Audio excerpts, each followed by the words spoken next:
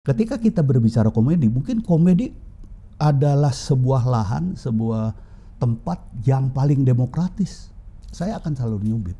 Kenapa? Karena ada beberapa orang yang pakai ini juga.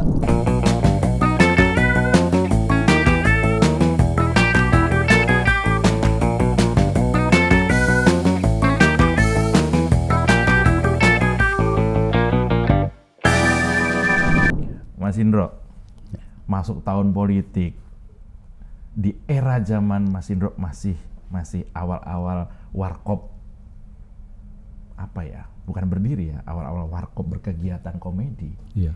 Kalau masuk tahun politik itu apa? Apa kegiatan warkop? Misalnya dulu kan ada pemilu kan, mungkin tahun-tahun zaman Orde Baru gitu. Banyak hal ya, tapi gini.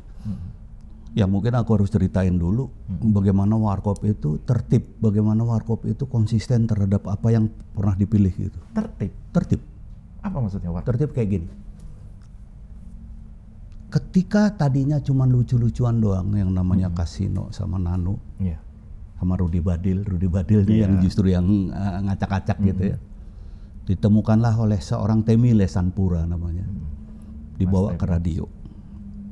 Dan di radio itu beberapa tahun kemudian ada Mas Dono, terus kemudian beberapa tahun kemudian ada saya. Itu mereka tertib dan jelas banget kepengen menjadi salah satu wakil daripada aktivis mahasiswa saat itu. Oh, jadi ada background keaktivisan sebenarnya. Ada. Hanya saja beda genre. Nah, jadi gini, biarkan mereka di jalan. Yang di jalan silakan. Silakan. Kita akan masuk dari komedi. Kita akan masuk dari budaya. Kita akan masuk ngepop istilahnya dulu. Dulu kita bilang kita bikin pop of the pop. Gitu. Pakai V ya. Pop of the pop. Gitu. Jadi seperti itu. Jadi itu mungkin yang ketika saya masuk sebuah rumah itu yang saya tangkap. Dan saya kebetulan dari kecil dibiasakan oleh keluarga saya, lo masuk sebuah rumah, lo harus tahu rumah apa itu. Jadi lo bisa kulonwon, sampurasun atau kulon apa, assalamualaikum kayak gitu. Minimal itu gitu. Nah, itu yang saya tangkap, yang saya harus tangkap benar itu. Jadi pasti di warkop itu kita membawakan misi-misi yang dekat dengan saat itu ya. Hati nurani rakyat, Ampera, amanat pendirian rakyat, apa segala macam luar biasa ya. Iya. Jadi memang kepengen itu karena sebelumnya memang ada kegagalan ketika mereka yang semuanya pencinta alam masuk di warkop, masuk di radio 2 minggu nggak ada istilah kalau zaman sekarang rating kali ya. Nggak ada rating. Tapi ketika masuk ke warung kopi ngomongin soal ini itu ya, terus kadang-kadang juga ngelihat dulu nih, ntar dulu ini tiang ada mikrofonnya kagak, ada mic-nya kagak, bangsa gitu ternyata seneng. Diwakili kayak gitu itu. Iya. Masuk waktu itu ya? Iya. Dan jauh lebih safe ya, lebih aman ya? Jauh lebih aman, satir. Gitu ya. Jadi kita membawakan misalnya ketika itu katakanlah kita mengkritik serakahnya Cendana misalnya kayak gitu ya. Kayak gitu. Itu kita nggak sebut mereka. Kita nggak sebut sama sekali. Nggak sebut merek. Kita nyebut ini Pak RT sini. Oh. Iya. Jadi hanya dengan analogi perlambang. Tapi orang kan tahu maksudnya. Paham. Dan untuk kita pun kita nggak bukannya mau cari aman ya, bukan mau cari, tapi nggak tahu kenapa kan saya masuk SMA. Jadi menurut saya nggak tahu kenapa, terutama Mas Dono dan Rudy Badil mempertahankan betul keakademisannya. Gitu. Oh iya, jadi lebih apa ya, intelek lah, humornya. Iya, kira-kira seperti itu. Ya teman-teman yang main di level-level lain nggak apa-apa, tapi warkop ini punya. Kita memang seperti itu. Makanya amat sangat gamang kami ketika selalu diminta naik. Tiba-tiba diminta kaset. Waduh, kita research dulu tuh. Jadi tadinya cuma main-main di radio saja, tiba-tiba bikin kaset dong. Wah, kaset, kaget tuh. Tiba-tiba Om Musmalim ngeliat, wah ini keren nih. Anak muda yang begini-begini, masukinlah dibikinin terminal musikal tempat anak muda mangkal. Tahun baru, happening lagi gitu. Gede. Tiba-tiba kita diminta lagi film. Iya. Oh, itu setiap step itu kita research, Mas. Film misalnya, 1 tahun kita riset. Padahal Rudy Badil tuh tim surveyor atau tim researchnya teater populer.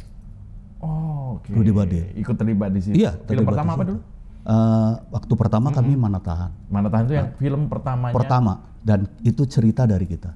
Satu-satunya yang cerita original dari Warkop. Teman-teman Warkop. Makanya kita kepengen ada yang seperti di warung dulu. Ada orang Banyumas datang, ada orang Solo kayak gini. Iya. Tapi kita mau di sebuah ini bahwa mereka mahasiswa semua di sebuah kos-kosan kayak gitu.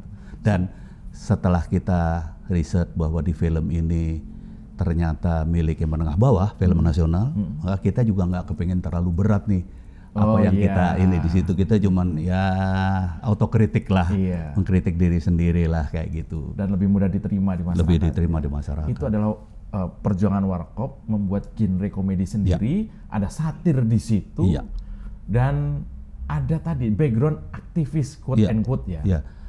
Kita punya bukan katakanlah kita karena saya setelah di situ, walaupun saya akhirnya ya walaupun mahasiswa saya sempat ngalamin, saya jadi agennya Buku Putih dulu segala macam. Tapi gini bahwa saya kalau bilang kita berarti kami Warkop kayak gitu. Kelihatannya memang punya tanggung jawab sosial, tanggung jawab moral bahkan juga pada teman-temannya yang dulu sesama aktivis di kampus. Jadi mohon maaf, kontributor kita nggak main-main, Bang Ciil, Hariman Sergar, aktivis beneran. Memang aktivis itu lapangan maksudnya. Iya. Terus Bram Jakir. Oh, itu lebih keras lagi. Lebih keras. Bram Jakir itu terus orang-orang yang memang selalu dekat kita. Bahkan mohon maaf, Bram Jakir Kasino meninggal itu dia orang yang paling berusaha ini itu. Ndro lu gini. Merasa kehilangan sekali. Iya. Jadi itu jadi kelihatannya bukan hanya sekedar kepingin mewakili teman-temannya di luar sana, tapi juga kepingin punya semacam tanggung jawab sosial, tanggung jawab moral, kebersamaan kami memperjuangkan sesuatu misalnya. Sampai sekarang masih dipertahankan genrenya Warkop yang satir, yang tidak main di politik praktis dan sebagainya, masih dipertahankan. Kami tetap nyubit istilahnya. Nyubit? Tetap nyubit. Saya yang lain gampar silakan. Yang gampar, memukul, ngeludain, monggo. Gitu. Kita tetap nyubit. Gitu. Konsep nyubit. Iya, karena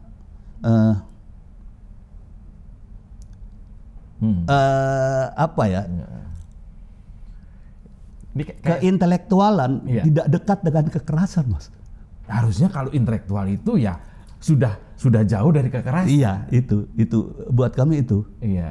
Jadi ketika kemudian kami nyebut gitu, PLN mati lampu melulu. Gampang banget ya ngeritik gitu. Lu kok ngatain ya jadinya gitu. Buat kami kayak nggak mensyukuri nikmat Tuhan diberi otak. Oh iya, mikir dong. Mikir dong kayak gitu ya. Otak kayak gitu sih. Sedikit Mas terakhir. Itu zaman Warkop seperti itu untuk mendirikan sebuah genre aja perjuangan kayak gitu. Kalau sekarang masih ada harapan ada model-model grup komedi yang bernas seperti itu nggak? Konteks sekarang, konteks hari ini. Saya bilang masih tetap ada. Masih. Karena gini, pemerintah ini kemudian berbicara komedinya loh ya. Iya, komedinya. Ketika kita berbicara komedi, mungkin komedi adalah sebuah lahan, sebuah tempat yang paling demokratis. Komedi adalah tempat yang paling demokratis. Termasuk juga ketika ada genre lain muncul, ada genre lain. Silakan, nggak ada masalah. Dan tetap ada penggemarnya. Kayak gitu. Seperti tadi saya bilang, saya akan selalu nyubit. Kenapa?